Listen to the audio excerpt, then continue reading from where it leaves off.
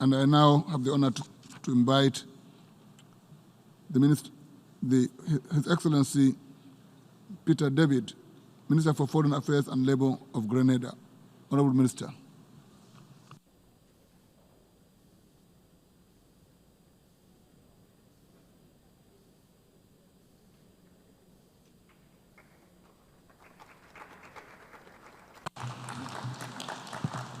Thank you.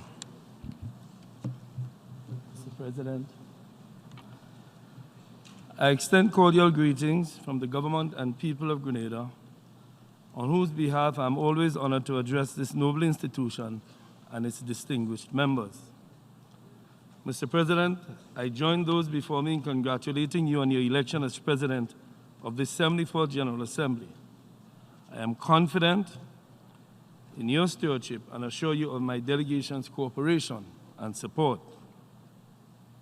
I also echo my esteemed colleagues in thanking outgoing President of the 73rd General Assembly, Her Excellency Maria Fernanda Espinosa Garces, for her able and energetic leadership.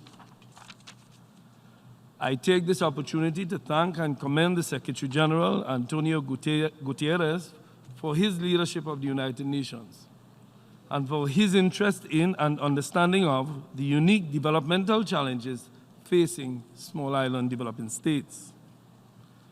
I also applaud the Secretary General's unrelenting efforts to address the scourge of climate change and the global poverty eradication agenda.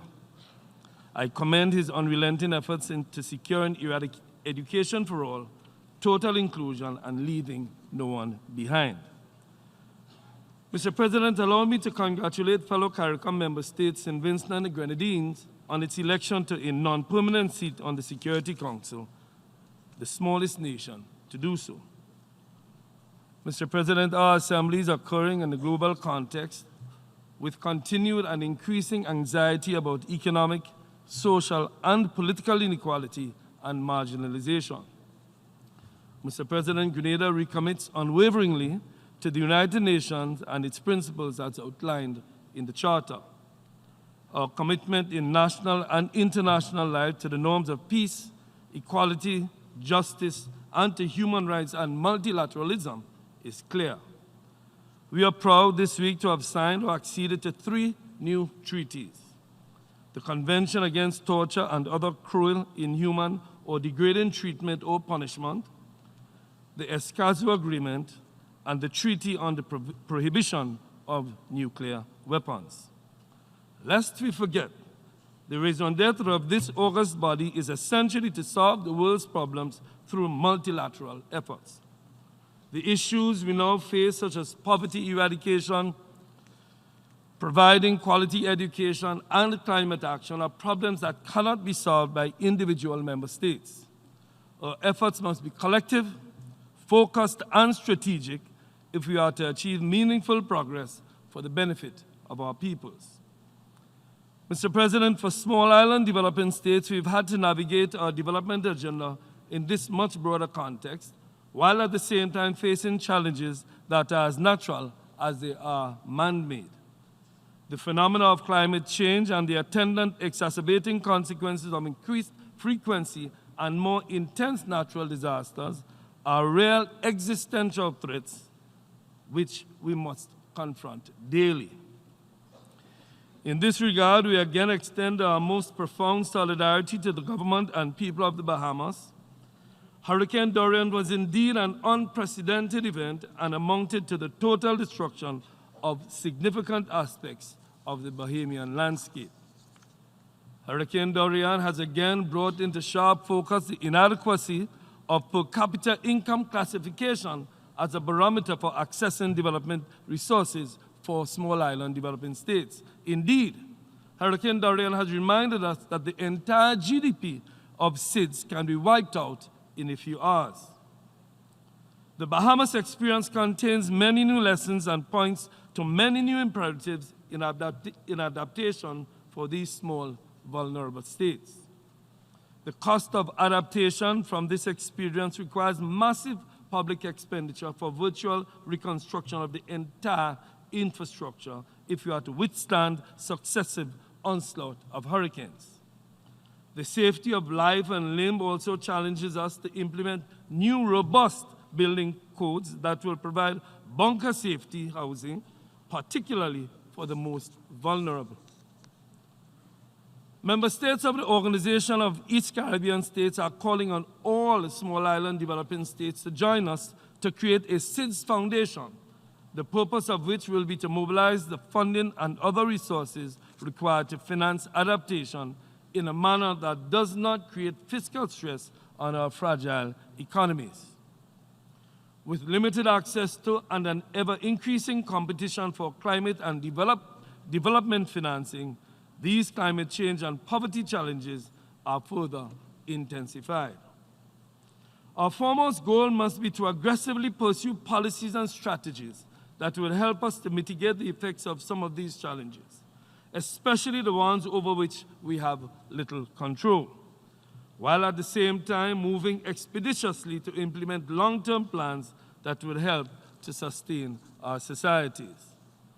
We therefore must focus on national and regional sustainable development plans and programs, long-term low-carbon development strategies, low GHG emission strategies, and comprehensive disaster risk reduction and risk management strategies. We are firm in the view that effective multilateralism based on an inclusive approach that takes into account the needs of all countries is the only way in which we can address global challenges like climate change and poverty reduction. It is clear that there is a strong relationship between climate change and poverty, with the most vulnerable being the ones that are most negatively impacted, while at the same time being the ones that have contributed the least to the problem.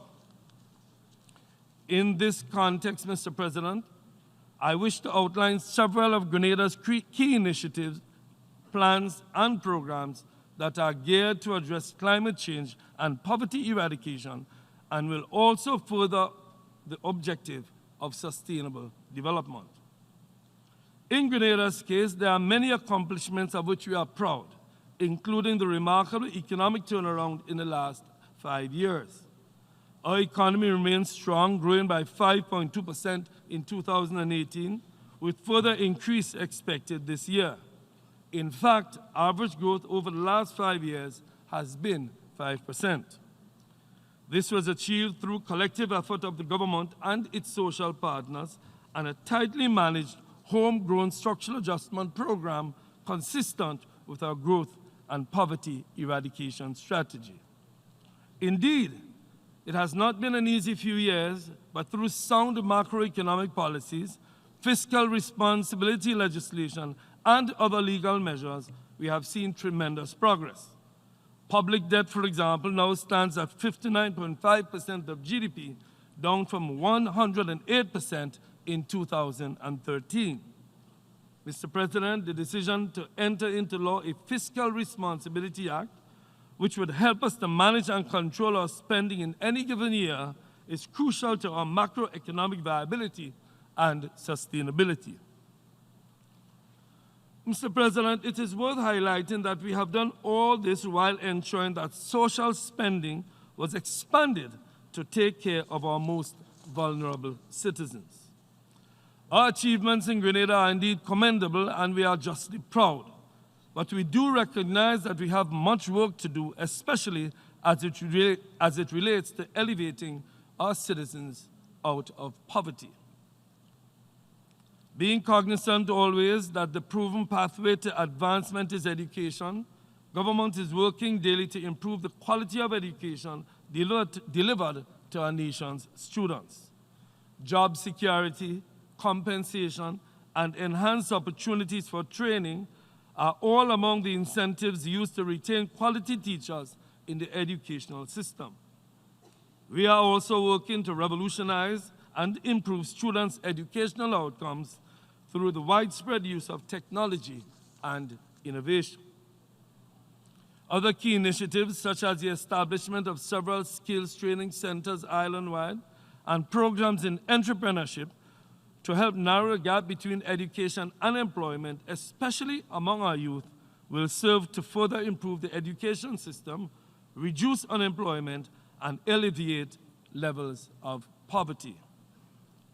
Mr. President, we fully support the theme of this debate, galvanizing multilateral efforts for poverty eradication, quality education, and climate action and inclusion. Mr. President, we therefore call on these United Nations to commit to multilateral action aimed at quality and affordable education for all. Mr. President, as we attempt to create sustainable societies, we are confronted with certain global financial policies and actions that pose significant threats to our region's sustainable development. Corresponding banking and de-risking, blacklisting, and middle-income status graduation are measures that negatively affect Caribbean economies. Mr. President, the unilateral and premature graduation of many small island developing states to middle-income status without consideration of our region's specific vulnerabilities has resulted in significant budgetary shortfalls, adversely affecting our economic and social development. Mr. President, our region has inherent structural economic challenges that already restrict the pace of our development. We ask that these impediments to growth be considered when all matters arise for consideration. Mr. President, the Caribbean Development Bank has pioneered the use of vulnerability indices when setting the terms of its financing. Likewise, we urge international partners to work toward an acceptable country vulnerability index that holistically assesses our country's development and risks. Moreover, the withdrawal of corresponding banking services to CARICOM member states can be seen as an economic assault that would destabilize the financial sector of our already vulnerable economies. We wish to call on countries, development partners, and corporations to collaborate in filling the need for policy coherence and work towards developing a roadmap that addresses the problem. Our own Eastern Caribbean Central Bank is engaged in helping to address this problem, and we express our support for UN principles of corporate banking. Remittances contribute in real and significant terms to GDP of small states. In fact, the World Bank has stated that any sudden stop in remittances in economies that rely on these flows could pose a significant threat to socio-economic stability.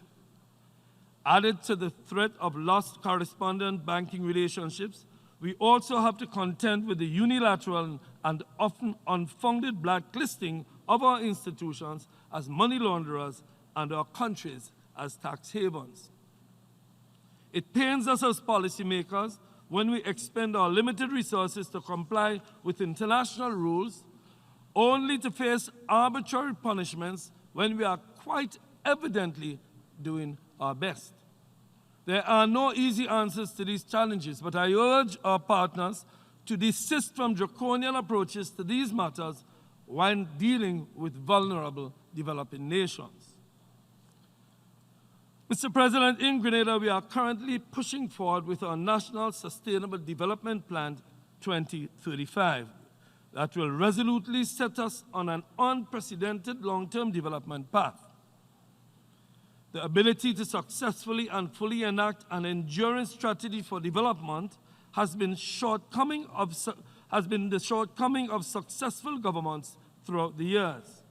We are now working assiduously to correct that, given the adverse effect that this glaring gap has had on government's ability to manage its macroeconomic affairs. Mr. President, through extensive consultations, Grenada is well on its way to realizing the implementation of this National Sustainable Development Plan, which envisions that the tri-island state of Grenada become a resilient and prosperous nation with a conscious and caring citizenry, promoting human dignity and realizing its full potential through sustainable economic and social progress for all. The plan, as envisioned and outlined, provides strategic direction and presents homegrown solutions that are geared to improve the way Grenadians live, work, interact with our natural environment, institutions, and each other. Mr. President, this plan by the people and for the people calls for constant and consistent stakeholder engagement and coordination. A dedicated entity, the Development and Planning Institute of Grenada, will coordinate the sustainable implementation of the plan and will also serve as a strategic link between all relevant stakeholders to ensure that the preparation and implementation processes done in a collaborative manner through a consultative process with clear identification of roles and responsibilities. Indeed, Mr. President, a more stable and stronger Grenada is well on its way as we attempt to build resilience at all levels. However, Mr. President, despite the progress made to date on the national level, there are risks that have to be managed which are beyond our capacity and ability to adapt. In this regard, international partnerships, as per the Samoa pathway, is the way to go. Our nationally determined contribution calls for a financial injection of $160 million over the next 5 years. We are indeed heartened by the indications of support received so far from the GCF, the GEF, NDC partnership, bilateral partners, and other agencies focusing on climate finance. Our National Adaptation Plan calls for an additional $240 million over the next 5 years, and again, we are indeed grateful for the support received so far and heartened by the indications of further support. In fact, I must emphasize that the financial requirements for the NDC and NAP would require 40% of our annual gross domestic product. And this does not include any provision for the impact of stronger hurricanes, extended drought, and heat waves, flash flooding, and loss and damage, including slow onset events. The needs in this respect are greater than we can afford from our national resources, and we need the international community to come together and provide the support that is needed. The only hope we have now is the collective strength in multilateralism. Mr. President, the Global Commission on Adaptation just this week has reminded us of the scale of resources needed to address the adaptation needs of developing countries. The report indicates that investing $1.8 trillion globally from 2020 to 2030 in 5 areas of climate adaptation could yield $7.1 trillion in net benefits. Mobilizing these resources requires a concerted multilateral effort. I therefore issue a call here today and to the rest of the international community to step up and respond to the needs identified. Moreover, I call for a simplification in the process to access available financing, which currently, regrettably, serves as a barrier to aid those most in need. Mr. President, in the spirit of multilateralism and inclusion, Grenada has always supported and continues to support General Assembly Resolution 70/5, which calls for an end to the economic, commercial, and financial embargo imposed on the United States of America against Cuba. We believe that recent measures aimed at restricting remittances, as well as banking transactions, only serve to weaken the economic stability of our sister nation, thereby severely affecting the socio-economic conditions of the Cuban people. We call for an end to the embargo against the Cuban people and an immediate repeal of the Helms-Burton Act. We ask for continued solidarity and support for the government and people of Cuba. Mr. President, Grenada remains concerned by recent political and social developments in Venezuela. What we seek is to encourage meaningful dialogue on the premise that the Venezuelan people, brothers and sisters who disagree on form, can come together to safeguard the future for all the Venezuelan people. In the meantime, Grenada believes in the art of diplomacy and the principle of respect for state sovereignty and the right of all people to self-determination. The onus is squarely on the government and the opposition to ensure that Venezuelans do not lose hope. Grenada therefore supports all initiatives aimed at resolving the problem in Venezuela peacefully, including the CARICOM process agreed to by member states in the region. Mr. President, Grenada is committed to the maintenance of the Caribbean region as a zone of peace. In that regard, we are therefore not only proud to be party to the Treaty for Prohibition of Nuclear Weapons in Latin America and the Caribbean, but to now also be a signatory to the Treaty on the Prohibition of Nuclear Weapons. Mr. President, the United Nations membership must make Article 3 of the Charter a major priority in the next few years.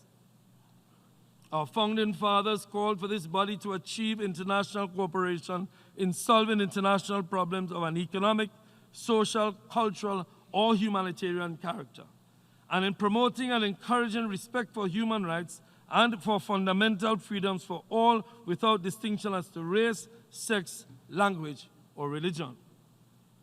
We must do all in our part to provide added economic opportunities for the developing world. I therefore call on the Economic and Social Council to actively pursue undertakings that could create an encouraging atmosphere for member states to have the opportunity to raise the standard of living of its people. In this current global environment, we must be conscious that inclusion in the process of the global economy is vital. We are now engaged in direct diplomatic initiatives to strengthen the links as a matter of core strategic interest with our African brothers and sisters. In that regard, we welcome and look forward to recent steps taken by our Caribbean community and Africa to deepen ties and explore ways in which to increase cooperation. Finally, I must recall Article 1 of the United Nations Charter, which calls for the organization to maintain international peace and security, and to that end, to take effective collective measures for the prevention and removal of threats to peace. We must be relentless in our pursuit of the purposes of this organization. Our challenge is to work towards the elimination of terrorist activities and armed conflicts around the world. Grenada, therefore, calls on all actors to work tirelessly to that end and for peaceful resolution to all disputes so as to secure and maintain international peace and security by avoiding conflict at all costs. Our quest must be for economic opportunities for all states, and our goal should be for the peaceful coexistence of all peoples of the international community. Indeed, Mr. President, if we can achieve this, we will be well on our way to transforming our world. I thank you, Mr. President. I thank the Minister for Foreign Affairs and Labor of Grenada.